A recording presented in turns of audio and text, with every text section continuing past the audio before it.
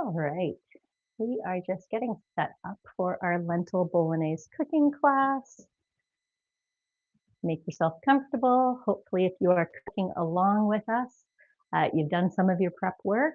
We'll start right at 6 o'clock because I'm sure everybody's hungry. It is dinner time. I'm still setting up, so you can just do your thing while I finish up here.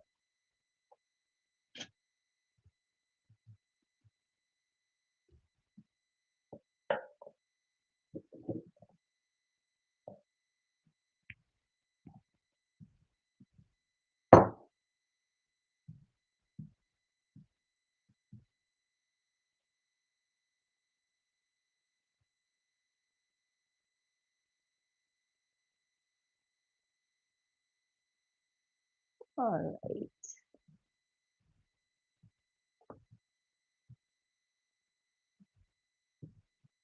Okay, let's just make sure that my setup looks good over here. I don't want it to be too awkward and stepping in front of the camera, so we get organized here, and I can see there's a few people jumping on. Welcome. We'll get started shortly. I'm just getting organized over here, almost totally ready to go. I think we're at less than a minute now till we start our cook. I hope everybody is super hungry. This is a pretty, it makes I think about, I mean, we probably put 4 in the actual recipe, but I'm sure it's like 6. So, get ready to, it freezes well too, so you can totally freeze it up. All right, so we're at 6 o'clock now, so welcome to our ShiftedPlate Lentil Bolognese Cooking Class. Thank you so much for joining us. Hopefully you've had a chance to, if you are cooking along with us, grab the ingredients and get them prepped. The great thing about this recipe, and the reason we chose it, or one of the reasons, is that it's super easy. Minimal chopping and getting ready. We've really just got some chopped onions, chopped garlic, and the rest is like measuring and opening up cans. So super easy. That's one of the things that makes it great for a weeknight. It's packed with flavor and is fairly easy. Now we've got, I know a few people have joined online. I don't know how the experience level is with cooking with lentils. So if you want to jump in the chat and just comment, are you, let's say 3 different levels, no familiarity, familiar, or expert lentil cooker. So let us know, jump in the chat. What's your lentil level experience? I'm just going to give you an overview of some of the different kinds of lentils before we jump in. And I think if you've been participating in the Shifted Plate, and this YouTube Live is available for anyone, so maybe you aren't in the Shifted Plate and you should check it out. Check out the description below. But there are several different kinds of lentils. The ones that we have recommended that you use tonight are brown or green lentils. And the reason that we chose those ones is they actually have a really nice ability to modify the texture of them, sort of like rice. You know how you want to get, you can have it when it's a little firm, or you can get it right to mushy. Lentils work the same way because they're absorbing up water, the dried lentils do. And particularly the brown and green lentils, they've got some good resistance to the bite, which is really nice. And it makes making an analogous to ground meat dish very one-to-one. So that's why we chose these ones. And like, if you get a good look at those, these ones are green lentils. That's what I'm using. And the brown lentils are a little bit smaller. It might affect the cook time. And that's why we recommend, like, while you follow the guidelines that are in the recipe, make sure that you're tasting so you get to the lentils to that texture where they are firm, but not like hard, right? So they taste good. And these are red lentils. They're actually a little bit more orange. I'm almost out. But they're usually used like in a curry or a dal. They are more mushy, sometimes a stew. They'll break down. They're delicious, really good nutritional content as well. but they're not great for this dish. So that's why we've decided to go with the brown or green lentils. The other thing that I wanted to mention, and I know if you've read some of the emails that we've sent out, is not to use canned lentils for this particular recipe. I have this irritating stove that when I stand too close to it, it actually goes off because all of the buttons are on the front. There you go. So canned lentils, if you look at them, right, so you're probably familiar with canned lentils. They're like mush, right? So they've been sitting in the can in salt, which will break them down a little bit. I don't know, let's hope you can see this a little bit, but like one squeeze of the finger and this thing is flat. That's not the same with the brown or green lentils, and you can adjust that, as I mentioned, which is one of the fantastic parts about it. All right, so we're not going to waste any time because I know some of you are probably cooking live. I'm just going to check the live chat and see if anybody has, there we go, if anybody has said anything. So that's open. I can look down there. My colleague Robin is monitoring the chat. If you have any questions at all, he is able to answer any of them as well as I can, or he will, sort of prompt me, hopefully. But feel free to chat back and forth and let's get going. One of the things that I'm going to show you is my actual setup, because this is one of the ways that I make not just plant-based cooking, but cooking in general easy. You know how you get to that situation where you're madly looking back at the recipe, trying to figure out what's next? I don't like doing that at all. So I find the really great way to limit that is to get everything organized. I'm going to show you, we're going to go a little bit back and forth between you looking at me and you looking at the cook right here. And I'm the only one here. So I'm going to be the one making that transition. So here we go. I'm going to show you over here what I've done. So you can see I've put in order what I'm cooking. I don't have to look back at this recipe, and not because I've got a great memory, because I do not. But I know that I'm starting with onions, and because I know how to cook onions, I know that's probably, and this recipe in particular, we want to get a lot of flavor out of them. So I know we're cooking those for 6 to 10 minutes. And then I've got my garlic and spices next, because I know that's the order I'm going in. And I know that, we want to get some fragrance and like beautiful flavors coming out of those spices, and they have to cook for at least a minute or two for that to happen. And the garlic will go in there at the same time. And I'm sure many of you cooked with garlic, and it can be a little sensitive if you cook it for too long. And then I know that we're going to add in our tomato paste. It's going to get to a nice color. Then I'm going to add in my lentils. I'm going to deglaze the pan with the wine. I'm going to pour in the stock and the walnuts at the same time. That's going to cook for 20 minutes.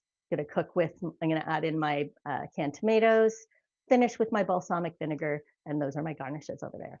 So this is like, maybe it's a spoiler alert, that's the whole cook, but that's how I make the whole process easier, right? So I reckon like it's such a game changer in terms of actually enjoying the process of cooking. I'm not running around. The only thing that I have to remember, and hopefully I wish there was somebody here to like poke me on the shoulder because I forget it all the time, is that when we get to the point where we're draining the pasta, we need to save a cup of that pasta water, because sometimes the mixture is a little thick and the pasta water helps to lighten it up a little bit and just give more movement to the pasta when we add it in. Okay, so let's get going.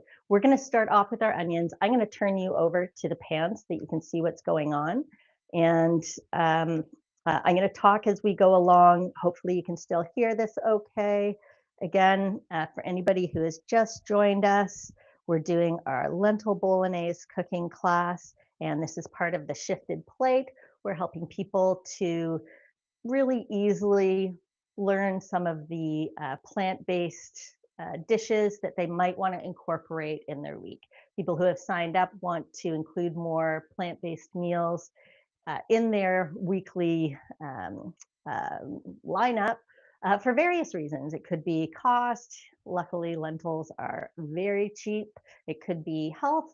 We know all of us are trying to, make sure that we are heart healthy and not eating too many processed foods. And it's also really great for the planet. So, when we talk about what the climate impact is of a plant-based dish versus a animal-based dish, meat-based dish, it's on average the equivalent of taking 3 cars off the road for a day and conserving 14 bathtubs worth of water. Yes, it's true. It's true. I know that seems surprising. I'm just waiting for my oil to warm up enough. I want those onions have to sizzle when I put them in there. And I can tell just by looking at it that it's not quite ready. Oh, it's almost ready though. I love these induction stoves. They heat up so much more quickly, and you can really control the temperature, which is fantastic. All right, I can see it. So I'm going to go ahead. This is going to be, I'm going to do a little bit of like getting sort of in your way here, but let's go ahead and throw in the onions. There's our nice sizzle. And I'm going to immediately turn it down so it's on sort of a medium low. We don't want these onions to brown, but we do want them to get nice and soft. So in the recipe, you'll read we're trying to cook them for somewhere between 6 and 10 minutes. And that's really because that's when the flavors start developing. And when I first started cooking plant-based, that was one of the things that, you know, really took some learning, was some of the techniques for building flavors really rely on proper techniques, where before I used to rely more on the, let's say, fats and gooey goodness of like cheese and meat. Now that I can't rely on that anymore, if I'm cooking plant-based, I really have to rely on cooking these. These are aromatics, the vegetables, everything has to be with good technique. And sometimes that is just making sure that we've got just the right amount of heat for just the right amount of time. So this is, you know, I'm keeping my eye to make sure it doesn't go brown. You know, sometimes that happens super quickly.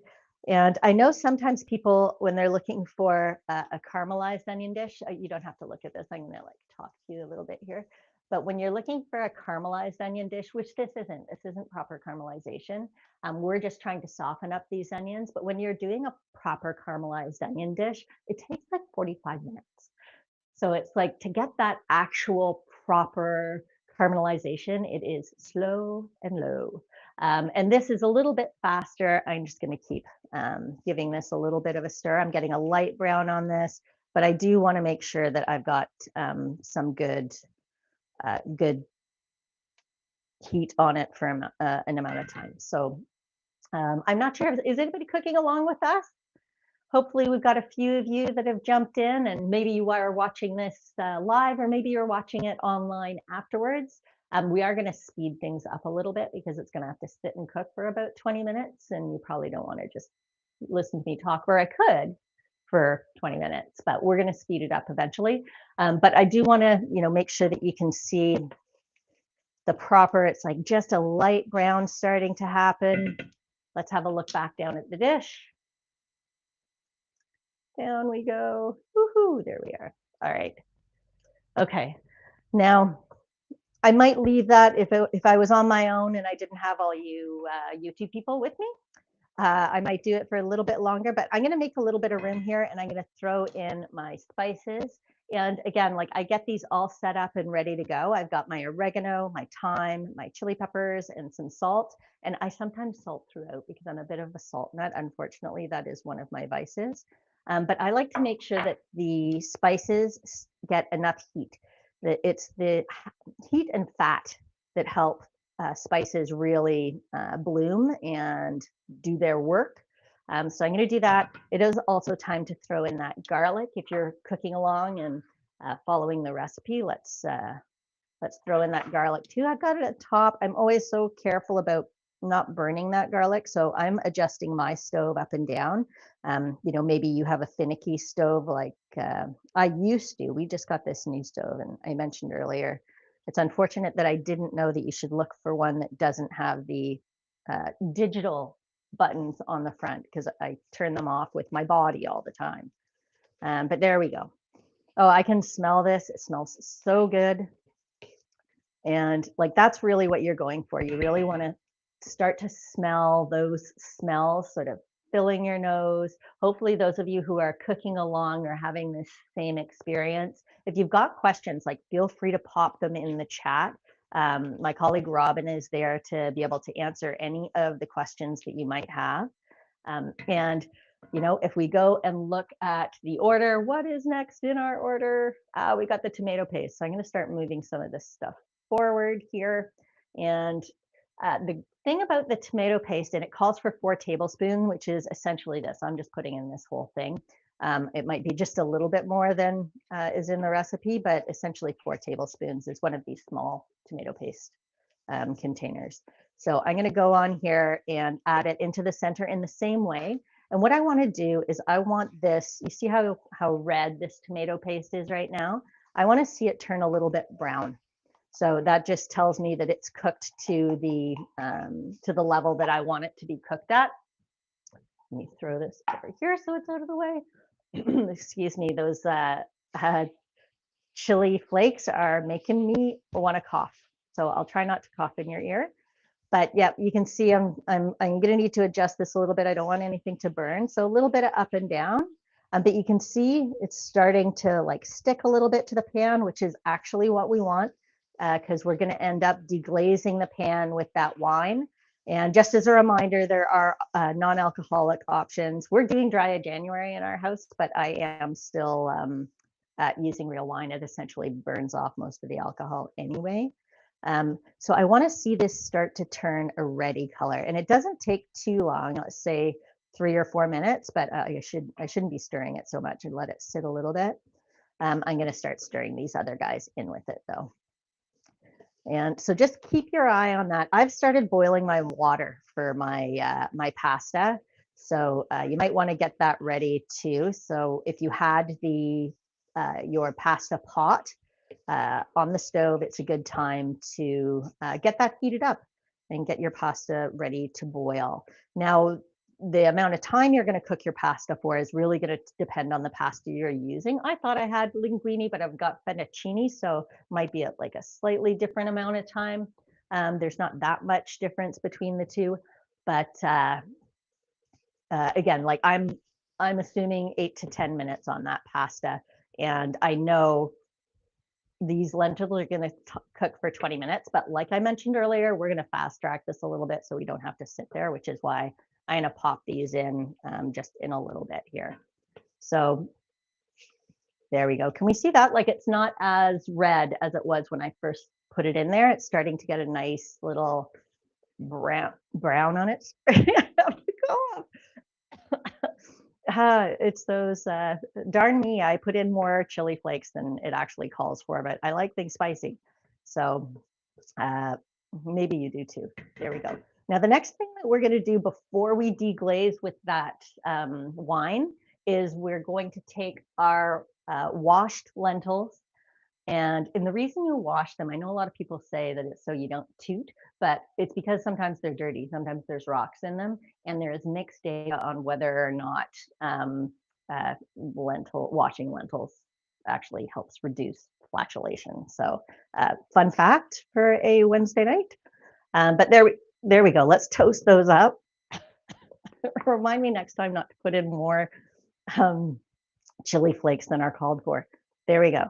All right, so let's toast these up a little bit just before we deglaze. And you can see how there's stuff stuck to the bottom. That's exactly what we want. It's good stuff. That's going to really help with the rich flavor. I can see I'm boiling here on my pasta. So let me just pop this over in this thing. All right, there we go. Okay. Now things are going to go pretty quickly once I pour in the wine. It's going to quickly dissipate. I'm going to try and scrape up those little bits, and then we're going to put in those walnuts and the stock. So I'm going to reach across here and just grab some of these ingredients. I didn't plan this well, but I really wanted to show you how I set up that sort of stretch of ingredients, because it's really important for like actually enjoying cooking, right? All right, so here we are. We're ready to throw in the wine. There we go. We got a nice sizzle. Make sure we're scraping off the stuff on the bottom, because that's where there's lots of goodness. Got a good scrape there. And then we go right into the stock. And the walnuts. Just put it in there, buddy. And give that a stir. We're going to bring that up to boiling. And as I mentioned, that's going to sit there boiling for about 20 minutes. And, you can see how this could be like rice because of how liquidy it is right now. And that's going to end up really nice and thick. Here I go, putting in my pasta. Woohoo! It's got that cooked up. And I just turned up the heat a little bit so it would fall down. I've got my little cup measure here so I don't forget to grab a cup of pasta water once it's cooked, but in the heat of the moment, I still might forget. Hopefully I don't. The other thing I have over here, and I don't know if you have one of these, but I love them, is this pasta spider. Sometimes if you don't want to run over to the stove and use the strainer, just using a pasta spider to scoop out your pasta and put it in here is fantastic. Also really good for if you're boiling anything else, vegetables, and you don't want to have to use the strainer. It's fantastic. So there we go. And hopefully if you're cooking along at home, you are right where we are now. And I'm going to set my timer here for, let's say 10 minutes for that fettuccine. And just so we know, okay, so we're getting a good boil here. Yeah, you want to make sure that it's really, that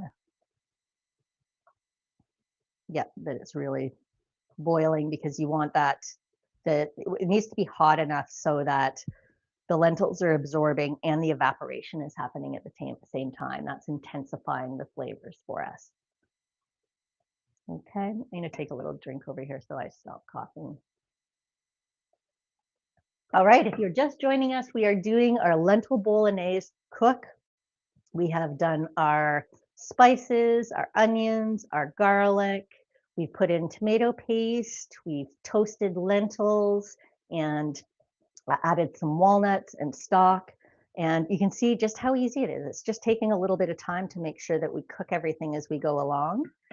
And as I did allude to earlier, I am going to now fast track some things. And we're going to watch this disappear.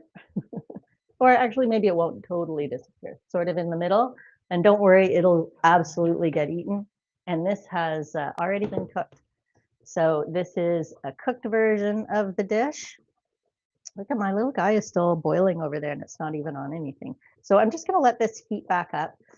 The last thing that ends up going in with this, so I did add in tomatoes already. So after 20 minutes, we're going to take a full can of tomatoes and add it in. I already added it into this dish. And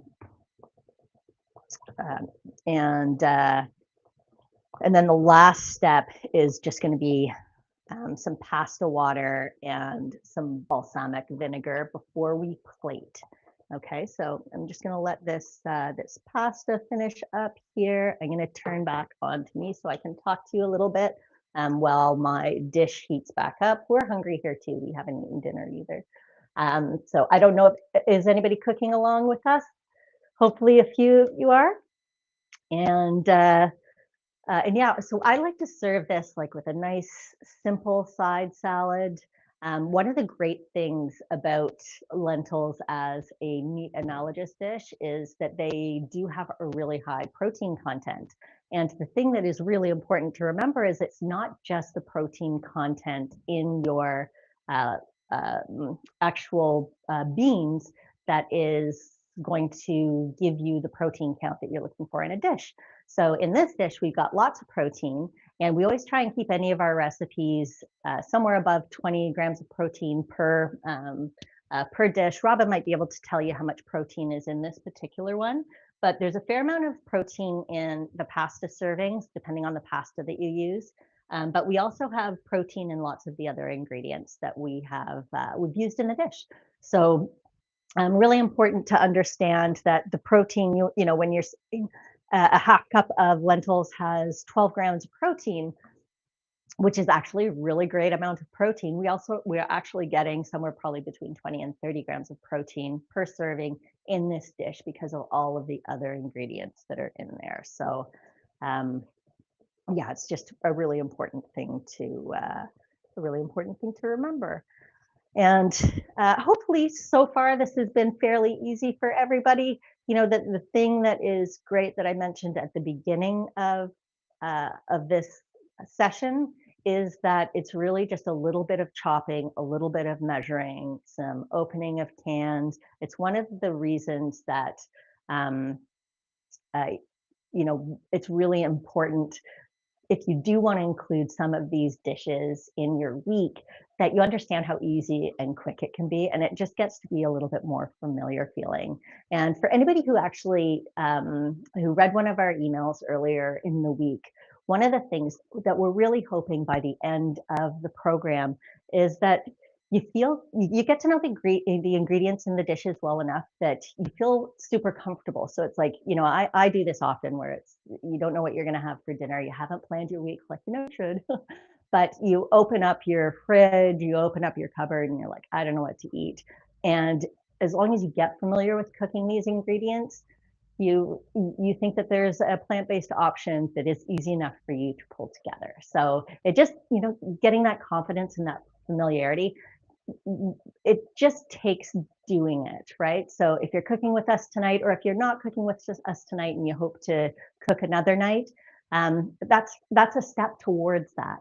And if you decide to go further with it and maybe cook 2 or 3 other of the lentil dishes that we've provided in the ShiftedPlate platform, that takes you that much further. You know, you don't have to cook a plant-based dish every night. Just try a few of them and find one that you like, and hopefully it's one that you can add into your rotation. So I'm going to look back down at the dish here so you can see that we're boiling, and I'm going to come on back. I'm going to reduce the heat a little bit. And this is when you should, if you haven't yet, take a taste of your dish. And I know that if you're cooking at the same time, your dish is likely another 10 minutes away from being ready, right, to that al dente texture that we've been talking about. But as I mentioned, this was cooked earlier, so it's ready. And what I'm going to do is just add in that balsamic vinegar, and that just adds that additional umami, right? It's like that really rich yum taste, and also adds to the acidity. So there we go. We're going to put that in. It really just adds depth to the dish. It's delicious. And while I'm thinking of it, I am going to take some of that pasta water out. Good remembering. And that nice starchy water is a good way to thin things out without like thinning it out too much. It like helps to keep the dish thick. And even though like you can see it is still a little watery, and you might be thinking that's not like a lentil bolognese, but when you add in the pasta as well, it's just going to coat the pasta, right? So it's going to coat the pasta. It's going to get nice and thick as well. It's going to be totally delicious. I'm ready to test my pasta over here. So maybe you want to, I don't want to keep you having to look at this same old thing with just the dish boiling. That's not very exciting. So let's just have a look over here. I know you're sort of seeing half of my head, but you can see the pasta is almost ready. And I'm just going to pull it out and give it a test so that we don't overcook it. There's nothing worse than overcooked pasta, right? Am I right? Oh, that's perfect. All right. So I could use my spider, but I'm not going to. I'm actually going to go and drain this because it's a big pot, and I want to make sure that I get all of the goodness there. So you can see I'm gonna turn you back over to staring at this lentil dish, and go over to my my draining station. I'll just be 2 seconds. I'll be right back. but we'll give this a nice mix. And then I'm going to show you how to plate it as well. So, if you are cooking along with us, your lentil dish is getting closer to being done. I'll show you how we plate it, how we stir it up, how we plate it, and then you can do that yourself when your dish is done. And probably by the time we're wrapping up, you're ready to add the balsamic vinegar and then throw in your pasta. And I did put in a little less pasta than was called for because it just happened to be what I have on hand. And that's one of the things that is great to keep in mind for cooking. Like, it doesn't have to be perfect. We followed the the flavor building parts of this recipe, which is the important part, right? We've done all of the flavor building. I'm going to actually move this and give us a little bit more face time here. There we go. I know it's a little close up, but let's see if we can get you so you can see me and the pasta. There we go. All right, so we're just going to give it a little stir up. And, it looks like it's very saucy. It's probably because I didn't put in quite as much pasta as is called for in the recipe, but that'll just make it all the better. I mean, I've never had too much of this sauce on my pasta. So I'm not going to be too fussy about making sure that it's totally mixed in, because when I plate it, I'm going to take some of these like beautiful lentils and pour it on top, sort of as part of the display of the whole thing. Okay, so let's give it a nice mix. And then let's move over to our plating station here. And let's listen to a irritating alarm go off. Yep, there we go. You stop that. All right. And I'm going to move my dish over here as I plate. And, I know often we're like doing things super fast in the kitchen, but one of the things that I've learned, many of you likely already know this, but it is like you really do eat with your eyes before you do with your taste buds. It's so important to make it look good, especially if you're trying to convince family members that, you're making a delicious plant-based dish if they're not familiar with it. So you can see I've got like lots of this stuff stuck on here. You give it a little bit of a twirl, depending on how big of an eater each person is. There, you just want to give a little bit of height. And this is where I'm just going to put a little bit more of this sauce on top, right? So really nice. I'd probably clean up some of the little mess that I'm making over there. But here we go. And I had chopped up some basil earlier, basil, tomato, and we'll just pop some of that on top. I also like a plant-based Parmesan. So this is hemp seeds, nutritional yeast, garlic powder, and salt, I think. Robin might have a link to this recipe, I'm not sure, but there we go. I just popped some of that on top. And it's a beautiful dish. Right? See, it looks great, super easy. Lentil bolognese. Hopefully, if you haven't had that much experience cooking with lentils, this is going to be a great dish for you. If you're cooking along with us tonight, we'd love to know how it went. And if you liked it, if anybody that you're cooking for liked it. But that is our cooking class for tonight. Thank you so much to everybody who's participating in the Shifted Plate. And if you're not and you've joined us, welcome. Check out the Shifted Plate. This is the first week of a 16-week program. We'll still take a few people on this, on this first shift. Thanks again for joining us. I'm Christy Sadler, and we'll see you on the next live video, which will be coming up a week Monday. Okay. Thanks, everybody.